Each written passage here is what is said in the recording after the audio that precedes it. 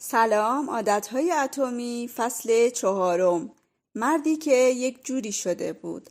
یک روز روانشناسی به اسم گری کلین برایم ماجرای خانومی را تعریف کرد که به یک مهمانی خانوادگی رفته بود. این خانوم که چندین سال پیراپزشک بود، همین که چشمش به پدر شوهرش افتاد، با نگرانی به او گفت: یک جوری شده اید، دوست ندارم قیافتان اینطوری باشد. پدر شوهرش که احساس میکرد سالم و سرحال است، به شوخی گفت: خب من هم دوست ندارم قیافه تو اینجوری باشد. پیراپزشک گفت: باید همین الان به بیمارستان بروید. 2-3 ساعت بعد آن مرد روانه اتاق عمل شد، چون معاینات نشان داده بود یکی از سغرگ‌های اصلیش بسته شده و هر آن ممکن است سکته کند. اگر شم پزشکی عروسش نبود، شاید سکته میکرد و میمرد. پیراپزشک چه چیزی را دیده بود و از کجا فهمیده بود چیزی نمانده که پدر شوهرش سکته کند؟ وقتی سغرگ‌های اصلی بسته میشوند، بدن شروع به فرستادن خون به اندام‌های راست می‌کند و خون به نقاط فرعی نزدیک پوست نمی‌رسد. در نتیجه الگوی گردش خون در صورت به هم می‌خورد. پیراپزشک بعد از آن همه سال سر و کار داشتن با بیماران قلبی، بدون اینکه خودش بداند این الگو را در چهره افراد تشخیص میداد. نمیتوانست توضیح بدهد که چه چیزی در صورت پدر شوهرش میبیند، اما میفهمید یک جای کار میلنگد. در جاهای دیگر هم ماجراهای شبیه به این اتفاق فراوان دیده شده است. مثلا تحلیلگران نظامی می توانند تشخیص بدهند روی صفحه رادار کدام نقطه موشک دشمن است و کدام نقطه هواپیمای خودی است. حتی اگر هر دو نقطه با یک سرعت و در یک ارتفاع حرکت کنند و روی صفحه رادار تقریباً از هر جهت شبیه به هم باشند. در جنگ خلیج، ناوسروانی به اسم میکل ریلی روی صفحه رادار موشکی را تشخیص داد که به طرف ناو در حرکت بود و از هر جهت شبیه هواپیماهای خودی بود. بلافاصله فرمان داد موشک را منهدم کنند و به این ترتیب کل ناو را نجات داد. مایکل رایلی درست‌ترین کار ممکن را انجام داد. اما حتی افسران مافوقش هم نمی توانستند توضیح بدهند که او از کجا فهمیده بود با موشک دشمن طرف است، نه هواپیمای خودی.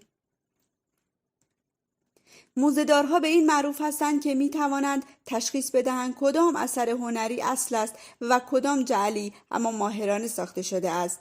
با این حال خودشان هم نمی توانند بگویند دقیقاً چه ریزه‌کاری‌هایی فرق این دو را به آنها الهام می کند. رادیولوژیست های ماهر هم همین که اسکن مغزی را ببینند می توانند پیش بینی کنند در کدام قسمت انسداد به وجود می آید، در صورتی که دیگران هیچ نشانه واضحی از احتمال انسداد در تصویر نمی بینند. حتی شنیده‌ام بعضی آرایشگرها فقط از روی دست زدن به موها می توانند بگویند کدام مشتری باردار است و کدام باردار نیست. مغز انسان یک دستگاه پیشبینی است که دائم داده‌ها و اطلاعات سر راهش را جذب و تحلیل می کند.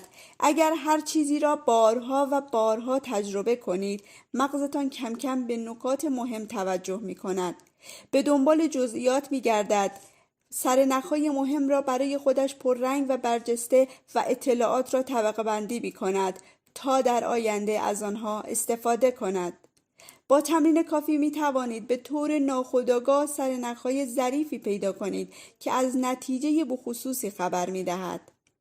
مغزتان به صورت خودکار درس‌هایی را که از تجربه گرفته است رمزگذاری می کند. نمی توانید همیشه توضیح بدهید که چه چیزی را یاد می گیرید، اما روند یادگیری بی‌وقفه در جریان است. همین توانایی توجه به سرنخ‌های هر موقعیت ریشه تک تک عادت‌های شماست. شما اصلا خبر ندارید مغز و بدنتان بدون اینکه شما بخواهید فکر کنید چه کارهایی که انجام نمی‌دهد. شما به موهایتان نمیگویید رشد کند، به قلبتان نمیگویید بتپد، به ریه‌تان نمیگویید نفس بکشد و به معدتان نمیگویید غذا را هضم کند. بدن شما خودش همه این کارها را خودکار انجام می‌دهد. شما بسیار فراتر از من هوشیارتان هستید. گرسنگی را در نظر بگیرید. از کجا میفهمید که کی گرسنتان میشود؟ نباید حتما روی میز شیرینی ببینید تا بفهمید وقت غذا خوردن است. گرسنگی و اشتها به صورت ناخودآگاه کنترل می شود.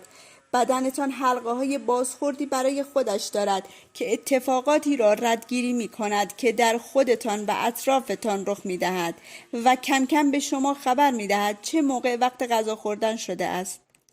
هورمون‌ها و گردش مواد شیمیایی در بدنتان باعث می شود به خوردن اشتیاق پیدا کنید و ناگهان گرسنتان می شود.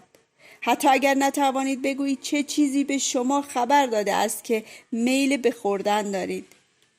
یکی از عجیب‌ترین دریافت‌های شما در مورد عادت‌ها هم همین است. لازم نیست از سرنخ شروع عادت با خبر باشید. بدون اینکه خودتان بفهمید هم می توانید به موقعیتی توجه کنید و دست به کار شوید.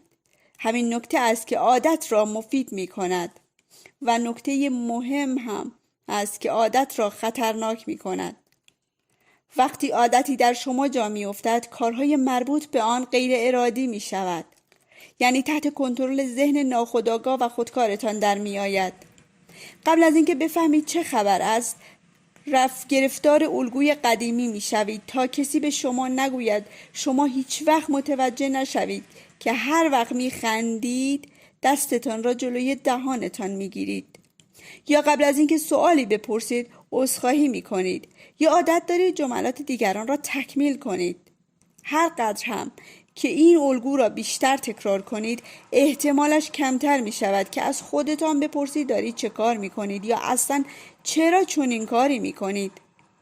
ماجرای فروشنده ای را شنیدم که از او خواسته بودند وقتی اعتبار کارت های هدیه تمام می شود آنها را قیچی کند. یک روز این فروشنده سرگرم راه انداختن مشتری هایی بود که با کارت هدیه خرید کرده و پشت صندوق صف کشیده بودند. یکی از مشتری ها با کارت اعتباری دائمی خودش خرید کرده بود. همین که نوبتش شد فروشنده کارت را از دستش گرفت، قیچی را برداشت و کارت را از وسط دو قسمت کرد.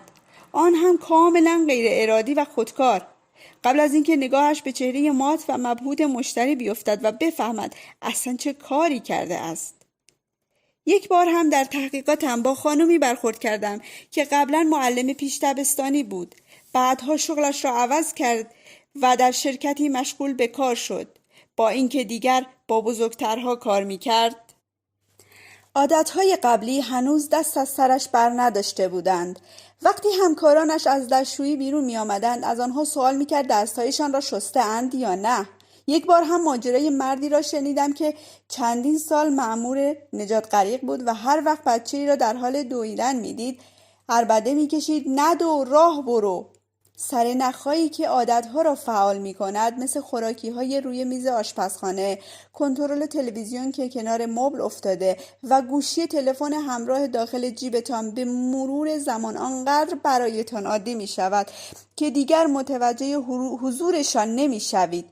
پاسختان به این سرنخ‌ها آنقدر عمیق رمزگذاری می‌شود که نمی‌دانید میل شدیدتان به انجام آن عمل از کجا آمده است. به همین دلیل است که باید فرایند تغییر رفتار را با آگاهی شروع کنید. قبل از اینکه بتوانید عادتهای جدیدی را واقعاً در خودتان ایجاد کنید، لازم است عادتهای فعلیتان را بشناسید. البته شناسایی این عادتها همیشه آسان نیست، چون وقتی عادتی در زندگیتان ریشه می‌دواند تا حد زیادی خودکار و ناخودآگاه می‌شود و اگر عادتی ناخودآگاه باقی بماند نباید انتظار داشته باشید اصلاح شود.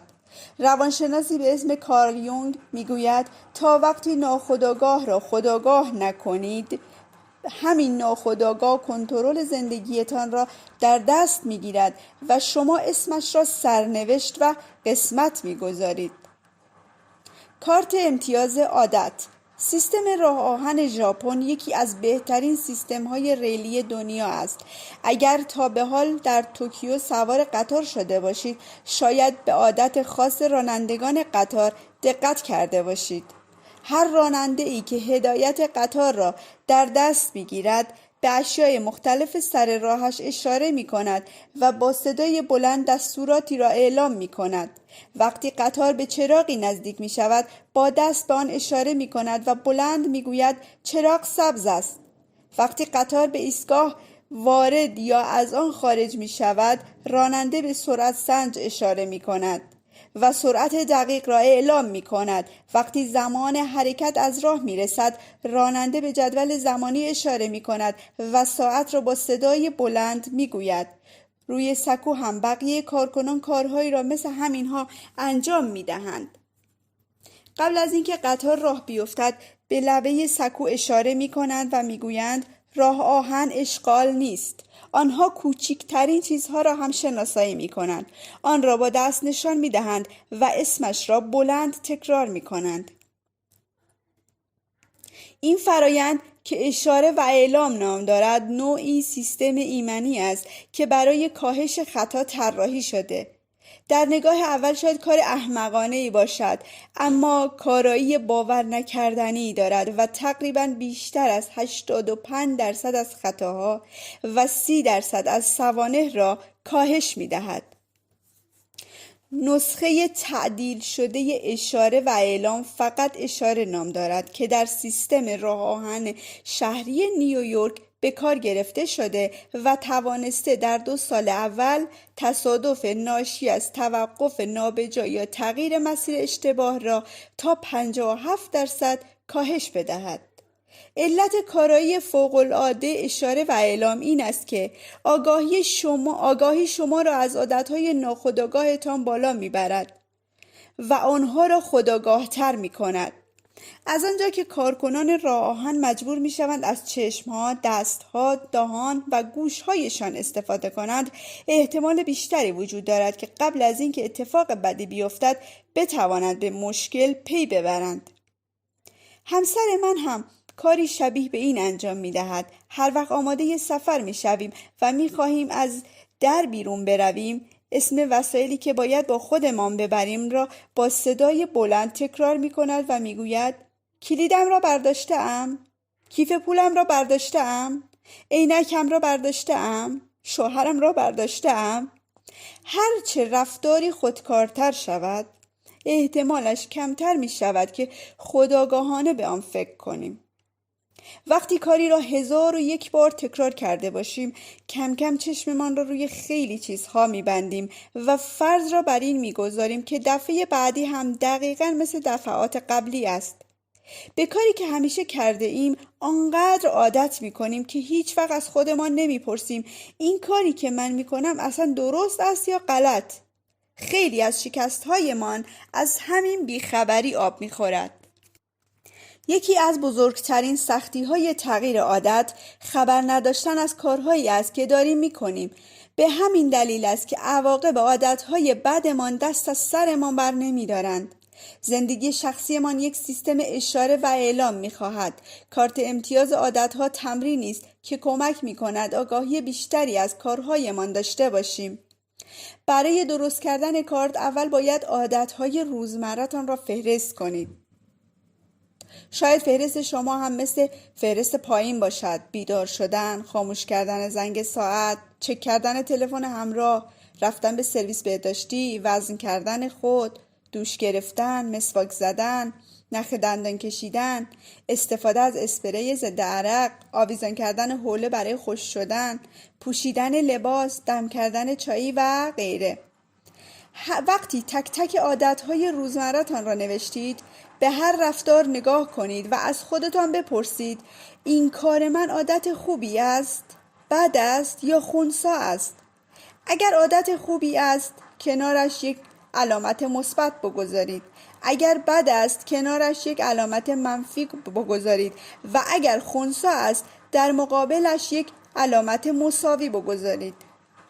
شاید به فهرست بالا امتیازهای زیر را بدهید: بیدار شدن علامت مساوی، خاموش کردن زنگ ساعت مساوی، چک کردن تلفن همراه مساوی، رفتن به سرویس بهداشتی مساوی، وزن کردن خود مثبت، دوش گرفتن مثبت، مسواک کردن مثبت، نخ دندان کشیدن مثبت، استفاده از اسپری ضد عرق مثبت، آویزان کردن حوله برای خشک شدن مساوی، پوشیدن لباس مساوی و دم کردن چای مثبت. امتیازی که به هر عادت می دهید بستگی به موقعیت و هدفتان دارد. برای کسی که می خواهد وزن کم کند، خوردن نان شیرینی و کره بادام زمینی هر روز صبح شاید عادت بدی باشد. اما همین کار برای کسی که می خواهد رو بیاید و عضله بیاورد شاید عادت خوبی باشد. همه اینها بستگی به این دارد که شما به دنبال چه چیزی هستید. شاید امتیاز دادن به عادتهایتان به یک دلیل دیگر کمی پیچیده شود. اصلاح عادت خوب و عادت بد تا حدی نادرست است. اصلاح هیچ عادت خوب یا عادت بدی وجود ندارد. هرچه هست عادت مؤثر است. مؤثر در حل مشکل. هر عادتی، حتی عادت بد هم به شما خدمت می کند. به خاطر همین خدمتشان است که عادتها را تکرار می کنید.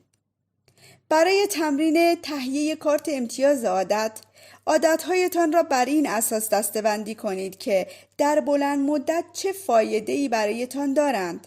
معمولاً عادتهای خوب بازده مثبت خالص دارند و عادتهای بد بازده منفی خالص. سیگار کشیدن شاید همین الان استرستان را کم کند، اما رفتار بلند مدت سالمی نیست. اگر عادتی دارید که هنوز نمیدانید چه امتیازی باید به آن بدهید، از خودتان بپرسید آیا این کار به من کمک می کند آن آدمی که دلم می خواهد بشوم؟ به نفع هویت دلخواهم رأی می دهد یا به ضرر آن؟ عادتهایی که هویت دلخواهتان را تقویت می کند معمولاً عادت خوب است. عادتهایی که با هویت دلخواهتان سر جنگ دارد معمولاً عادت بد است. وقتی کارت امتیاز عادتهایتان را درست می کنید، نیازی نیست از همان اول چیزی را عوض کنید. هدفتان فقط باید این باشد که حواستان را جمع کنید و ببینید واقعاً چه خبر است. بدون اینکه چیزی را قضاوت کنید یا در دلتان خودتان را سرزنش کنید، فقط کارها و فکرهایتان را بررسی کنید. به خاطر هیچ اشتباهی خودتان را سرزنش نکنید. به خاطر هیچ موفقیتی هم خودتان را تحسین نکنید. اگر هر روز صبح شکلات تخته‌ای می‌خورید، فقط این کار را یادداشت کنید. انگار که دارید کار یک آدم دیگر را تماشا می‌کنید و به خودتان بگویید جالب است چنین کاری هم می‌کند. اگر پرخوری می‌کنید، فقط به این توجه کنید که بیشتر از حد نیازتان کالری دریافت می‌کنید. اگر وقتتان را در اینترنت هدر می دهید، به این توجه کنید که ساعتی از عمرتان را به کاری اختصاص می دهید که دلتان نمی خواهد. اولین قدم برای تغییر عادتهای بد این است که حواستان به آنها باشد. اگر احساس می کنید برای توجه به عادتهای بد باز هم کمک لازم دارید، می توانید در زندگیتان از اشاره و اعلام استفاده کنید. کارهایی که می‌خواهید انجام بدهید و آخر و عاقبت این کارها را با صدای بلند به خودتان بگویید. اگر می‌خواهید دیگر هله هوله نخورید اما می‌بینید باز هم شیرینی برداشته اید، با صدای بلند بگویید نزدیک است این شیرینی را بخورم اما به آن احتیاجی ندارم. خوردنش مرا چاق می‌کند و برایم بد است. شنیدن عادت بدی که با صدای بلند گفته می‌شود عواقب عادتتان را برایتان واقعی تر و ملموس تر و وادارتان می کند که آستینهایتان را بالا بزنید و کاری برای خودتان بکنید. نه اینکه ندانسته و از همه جا بی خبر باز هم در دام عادت قدیمیتان بیفتید. می توانید از این روش حتی برای یادآوری فرست کارهایی که باید بکنید هم استفاده کنید. همین که با صدای بلند بگویید فردا بعد از نهار باید به اداره پست بروم، احتمال رفتن به اداره پست را بیشتر می کنید. اینطور خودتان را وادار می کنید اقرار کنید باید کاری انجام بدهید و این خودش چیز کمی نیست. تغییر رفتار همیشه با آگاهی شروع می شود. روش‌هایی مثل اشاره و اعلام و کارت امتیاز عادت می خواهد شما را وادار کند عادتهایتان را به رسمیت بشناسید و به سرنخ‌هایی که این عادتها را فعال می کند اقرار کنید. اینطور می توانید پاسخی بدهید که به نفعتان باشد. خلاصه فصل: با تمرین کافی مغزتان سرنخهایی را ردگیری می کند که بوی نتیجه خاصی می دهد بدون اینکه لازم باشد خودآگاهانه به آن فکر کنید. وقتی عادتتان خودکار شود، دیگر حواستان به کاری که می کنید نیست. تغییر عادت همیشه با آگاهی شروع می شود. قبل از اینکه بتوانید عادتی را عوض کنید، اول باید از وجودش خبر داشته باشید. با اشاره و اعلام کارهایی را که می کنید به زبان می آورید. این روش آگاهی شما را از عادتهای ناخودآگاهتان بیشتر و آنها را خودآگاه‌تر می کند. کارت امتیاز عادت تمرین ساده است که می توانید به کمک آن از رفتارهایتان آگاهی بیشتری داشته باشید.